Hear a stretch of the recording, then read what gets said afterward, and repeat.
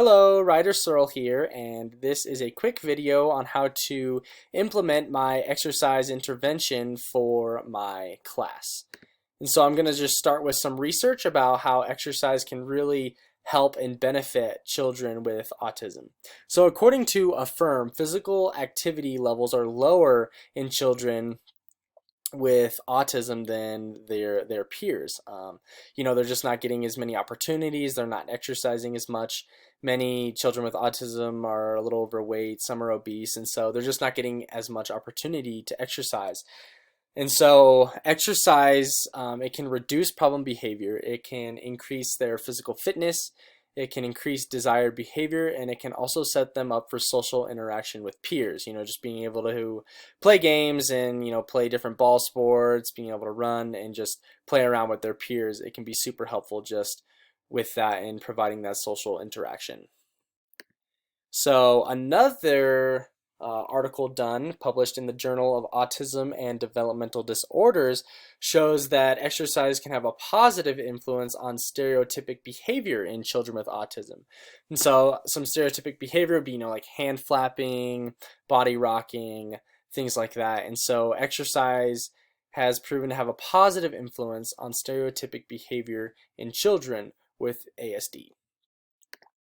Some further research done by San Diego State University by Sarah Ann Nakutin.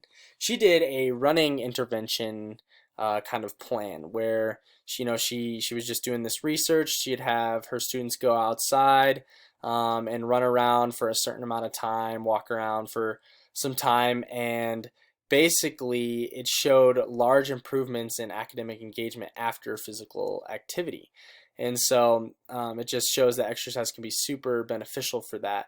And according to the IRIS Center, increase in physical activity can reduce problem behavior and increase appropriate behavior.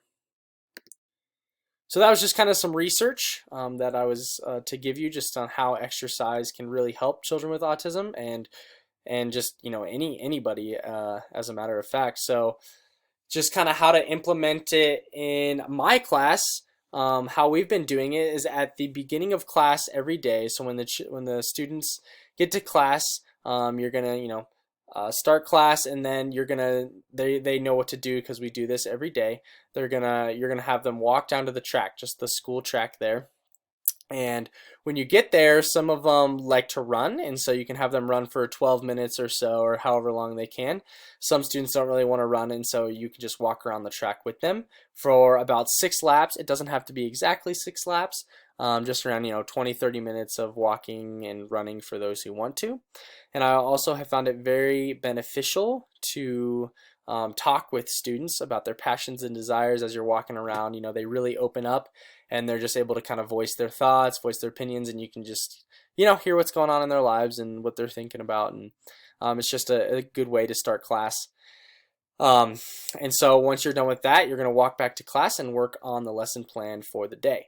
So we do this every single day, and so it's very helpful for them because it provides structure for their day. A lot of students with autism really like structure and kind of a set kind of plan, and so having that structure, they look forward to it a lot. When they get to class, they're really excited to go outside and do this.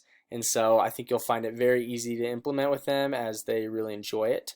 And if the weather happens to be bad on this day, then just implement it in the gym. The gym is usually open during this time, and so you can go to the gym and do the same thing. So hopefully the weather's nice because they really like to get outside. So on this next slide here, I've provided you with a list of resources to learn more. I use some of these resources in my research.